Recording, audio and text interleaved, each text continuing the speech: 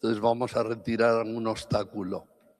En nombre de la diócesis de Pemba y de mi propia diócesis de Nacala, quiero primero dar un saludo a todos los que estamos aquí en oración. También quiero agradecer el que estéis aquí y que podamos hoy compartir aquello que estamos viviendo. Yo soy obispo de la diócesis de Nacala, como bien han dicho, soy obispo mercedario. Desde abril el Papa Francisco me envió para Nacala, pero fue el día 1 de julio de 2018 que, acompañado por todos los obispos de Mozambique, tomé posesión de la diócesis. Y hay algo que recuerdo muchos días en mi oración. Soy mercedario. Y en la homilía que dije, yo tengo un cuarto voto, que es el voto de redención, el voto de martirio. Y del sur de Mozambique, donde la mayoría son cristianos, me enviaron al norte de Mozambique, donde la mayoría son musulmanes. Un año anterior había comenzado esta guerra terrible e inútil, como todas las guerras, en Cabo Delgado, la diócesis vecina. Y ya muchas personas estaban siendo desplazadas de sus tierras y de sus lugares. En este momento son 1.300.000 aquellos que han tenido que salir de su tierra, principalmente de la provincia de Cabo Delgado, diócesis de Pemba, más también de mi diócesis hacia el sur. Ya ha habido más de 6.000 muertos. 6.000 muertos son las cifras oficiales. Yo estoy seguro que si contáramos también los soldados, terroristas, tantas otras personas que están en fosas comunes, pueden llegar a 8.000. En el año 2017, en octubre, comenzó el primer movimiento de violencia y de destrucción. Mas es curioso porque muchas veces nosotros identificamos esto como una guerra religiosa y comenzó con un grupo de terroristas del Estado Islámico, Al-Shabaab, que desde el 2017 hasta el 2022 destruían mezquitas, asesinaban shejes y reclutaban jóvenes de todas las religiones para formar un gran ejército. En esos 5 años consiguieron dominar un espacio de terreno tan grande como Aragón,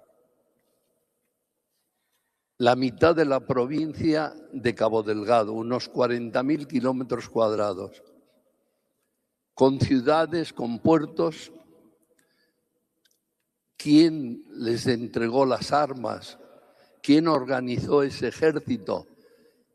Militarmente mejor preparado que el ejército de Mozambique. Ese es un interrogante. ¿Por qué? ¿Por qué nace esta guerra? Es la maldición de la riqueza. En Cabo Delgado resulta que hay un tipo de rubíes que son más valiosos que los diamantes por su colorido, por su pureza. Y son muchos lugares donde está el rubí. Hay grafiti que ya hace 15 años que están explorando a flor de tierra. Grafiti, aquello que se utiliza en las baterías y que Estados Unidos y grandes empresas multinacionales están sacando por el puerto de Nacala y por el puerto de Pemba. Han descubierto unas grandes bolsas de gas natural. Y algo que a veces no se puede decir porque es muy fuerte, es que por ahí entra la heroína.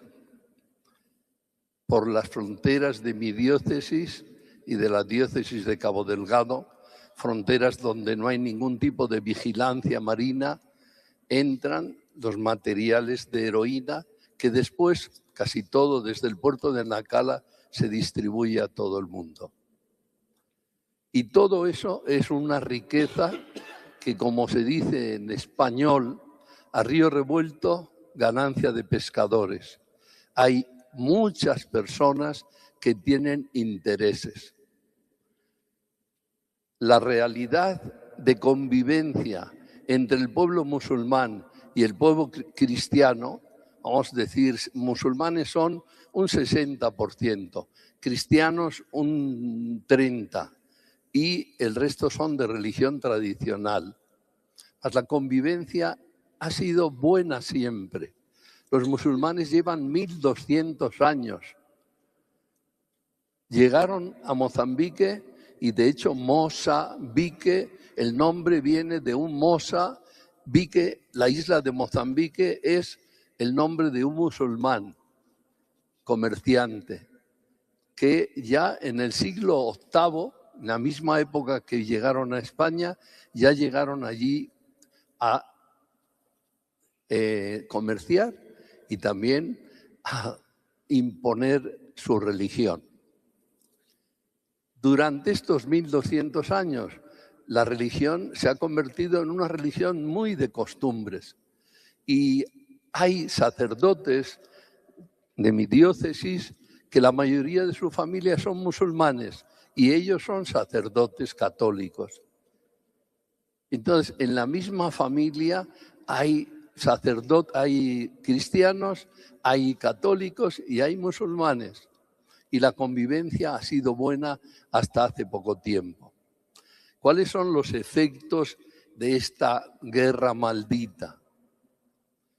6.000, 8.000 muertos, 1.300.000 personas que han tenido que abandonar su tierra y que están en campos desplazados, en campos de recuperación. Algunos dicen, prefiero regresar a mi tierra y morir allí que morir de hambre en los campos donde estamos. En el año 2020 fue el primer momento en que pasaron la provincia. Casi todos los desplazados se quedaban en el sur de Cabo Delgado. En el año 2020 hubo unos movimientos muy fuertes, principalmente porque llegó el ejército ruandés para apoyar al ejército mozambicano y entonces comenzaron a destruir las bases que tenía el ejército terrorista, el Estado Islámico. Entonces dejaron libres muchísima gente ante la destrucción de aldeas, la destrucción de mezquitas, de escuelas, de centros de salud, abandonó y es el primer grupo que llegó a mi diócesis, se pueden calcular unos 100.000. Desde esa época hasta el día de hoy, en mi casa, porque no es un palacio episcopal, es una casa, pues es una cosa extraña. Algunas de las personas que están aquí han estado allí. Todos los días estamos atendiendo y vienen un grupo de unos 300 niños entre 6 y 12, 14 años.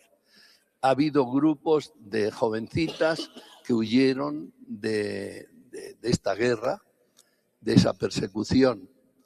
En los primeros años casi todos musulmanes. Motivo es porque también en mi diócesis hay tráfico de niños.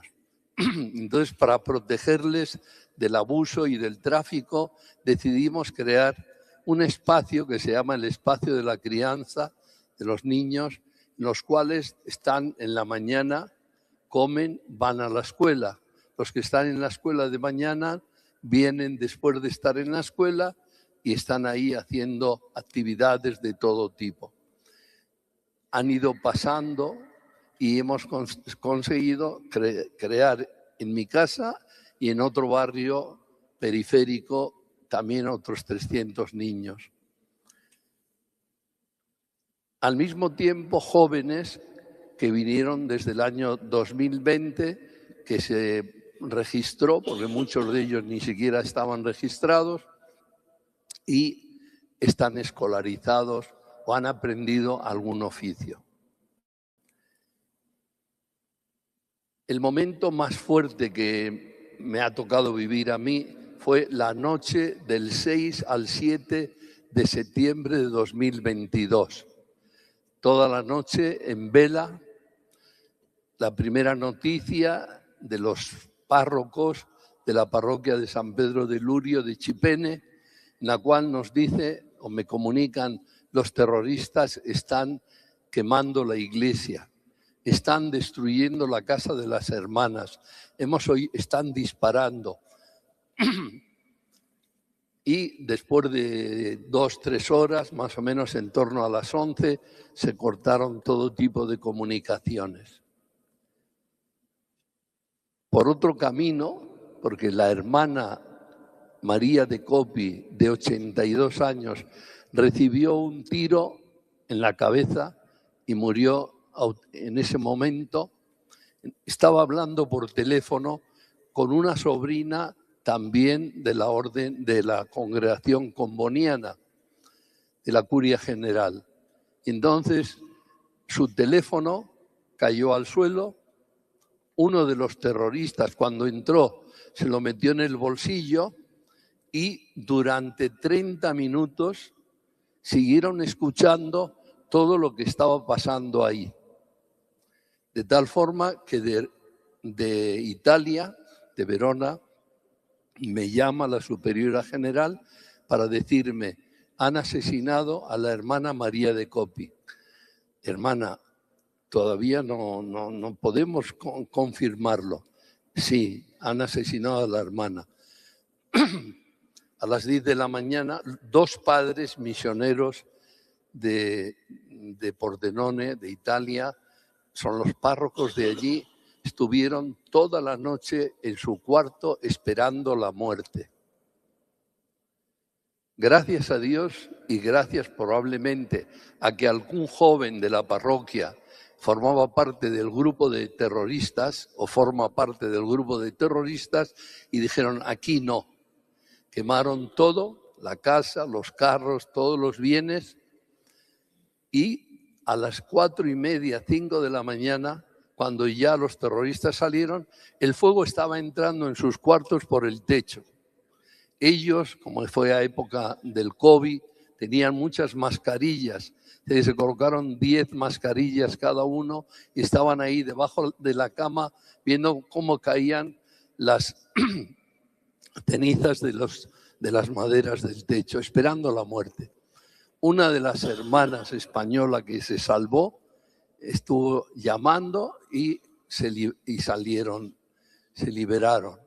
Pero la hermana María de Copi, entonces ellos pudieron comunicarse ya a partir de las 10 de la mañana, han asesinado a la hermana María de Copi, una mujer santa, una madre para el pueblo de Chipene, y una mujer que para mí como obispo, en las 3-4 visitas, cada año por lo menos una visita hacía, mas con ella la recuerdo como una mujer entregada a Cristo y una mujer que conocía la lengua macúa, que es muy difícil, que conocía su pueblo y que estaba entregada desde 50 años de misionera en Mozambique, entregada plenamente a su pueblo. Recuerdo algo concreto. En una cena de todos los misioneros juntos, allí en la casa de ellas, de las hermanas, yo estaba un poco presentando un poco la pobreza tan grande que existe en nuestro pueblo mozambicano y más concreto en el pueblo macúa. 70% de analfabetismo de mujeres, 50% de analfabetismo de hombres y otras cosas, ¿no? Costumbres que no deja que progrese el pueblo. Entonces recuerdo que como una madre, una mujer sabia, salimos fuera a tomarla fresca, porque ahí todo el año hace mucho calor. Y entonces me dice don Alberto, hace 40 años, cuando aquí se fundó esta misión, y entonces me comenzó a explicar cosas ancestrales que yo creo que oírlas nos duelen los oídos, de los ritos de iniciación, de estas cosas. Hoy hemos mejorado mucho. El Evangelio ha transformado los corazones y las mentes de este pueblo. Entonces, bueno, el próximo año podremos comenzar su proceso de beatificación, porque es una santa que quiso quedarse, a pesar de su edad, con el pueblo hasta última hora. Los dos padres, pues, con problemas un poco psicológicos, al final pues tuvieron que regresar a Italia y a tener un tratamiento, porque esa noche fue una noche terrible. Y os voy a contar lo último. Desde septiembre del año 2025 hasta noviembre hemos tenido 2 incursiones en la diócesis de terroristas. La primera en septiembre fue quemar iglesias, destruir aldeas. No hubo muertes. Bueno, en el año 2022, junto con la hermana, después en 4 aldeas distintas asesinaron 7 cristianos por ser cristianos, a los cuales estamos siguiendo un poco el proceso de aquello que pasó esos días. No lo cuento porque es demasiado tiempo. Más en estos días del fin de año de septiembre, destruyeron. La verdad que no sabíamos bien cuál fue el motivo de llegar. Probablemente porque dentro de mi diócesis, en el distrito de Memba, que hay 3 parroquias, hay muchos jóvenes que están enrolados en el Estado Islámico de Mozambique. Y entonces venían pues para reclutar nuevamente y llevarlos para Cabo Delgado. En el mes de noviembre, en torno a la segunda y tercera semana, hubo 17 muertos, de los cuales 12 cristianos, 3 decapitados totalmente. Cuando venían los signos del cáliz y de esta figura con el que falta la cara, estaba a pensar, porque hay un vídeo que los mismos terroristas publicaron. Un joven fue a visitar a su familia el sábado día 22 de noviembre para una ceremonia religiosa. Y desgraciadamente entraron los terroristas, mataron 3 musulmanes con disparos, 3 cristianos con disparos, y a este joven que había ido de visita a encontrarse con la familia, lo decapitaron y su cabeza la colocaron en el lugar donde está el altar. Y el cuerpo fuera de la capilla. Quemaron la capilla también. Mas es un signo de alguien que muere por su fe, y los propios terroristas lo colocan su cabeza donde ofrecemos el sacrificio eucarístico. Bien, pues en estos días en 5 comunidades distintas asesinaron 12 cristianos. En una de ellas, la última, sería el día 25 de noviembre, un martes, 25-26, y esto es lo que los cristianos de este distrito, con los cuales he tenido varias reuniones, y sobre todo con los animadores de las comunidades, más lamentan.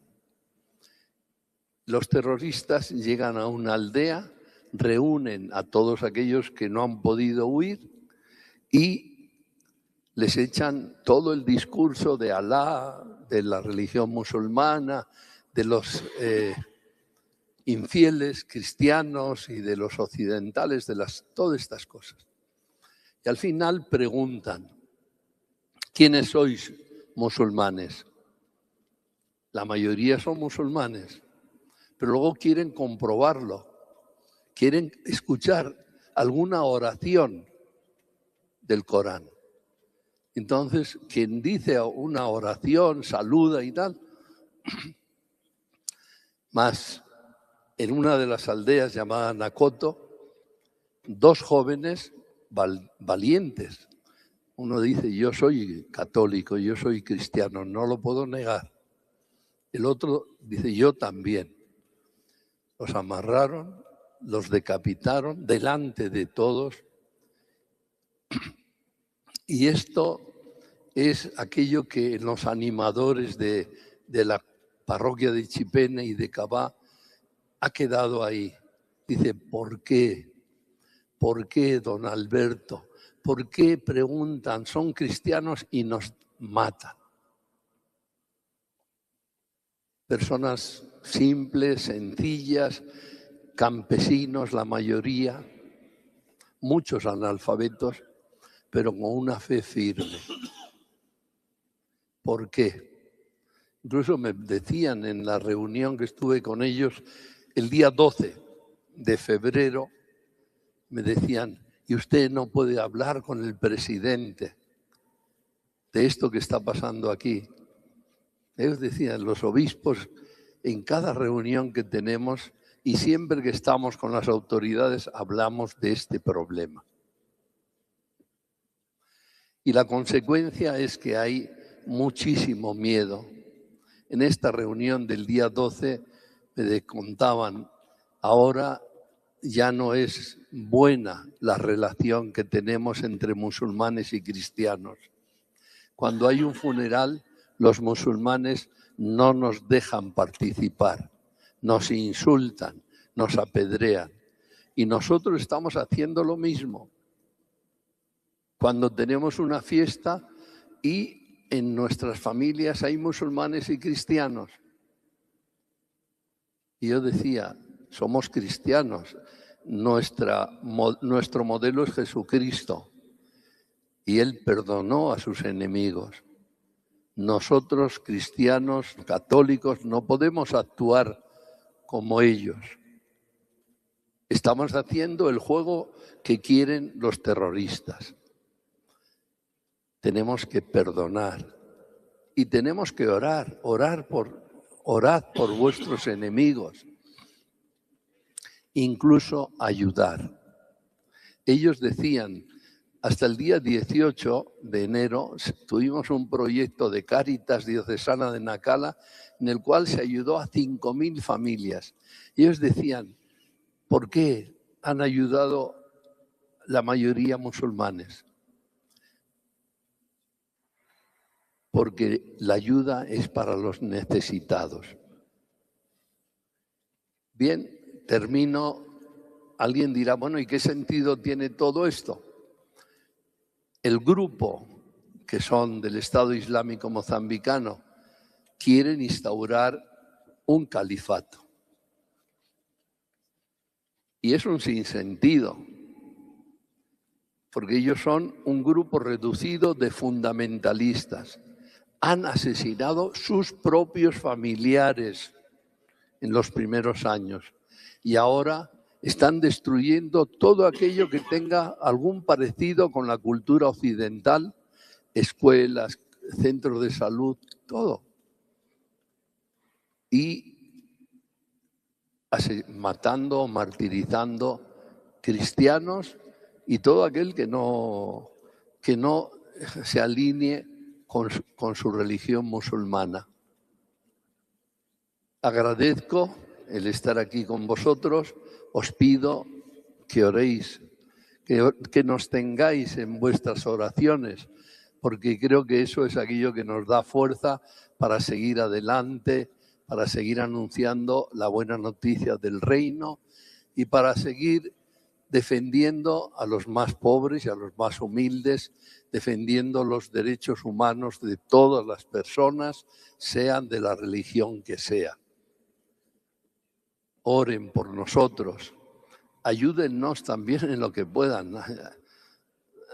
ACN, yo tengo 72 seminaristas mayores. Eso cuesta a la diócesis $50.000, que no los tenemos porque somos muy pobres. Gracias a ACN y a todos sus colaboradores podemos mantener los seminarios. En el mismo Chipene, para poder continuar, la parroquia de Chipene tiene 1.000 kilómetros cuadrados.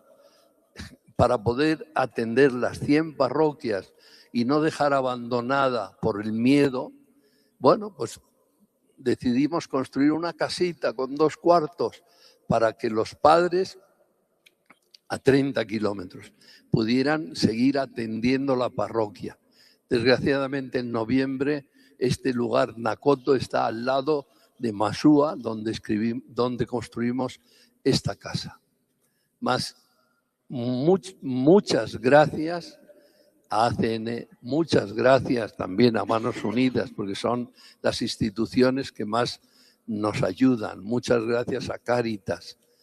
Son las instituciones que están ahí con nosotros y que sentimos la presencia del pueblo cristiano, del pueblo católico español.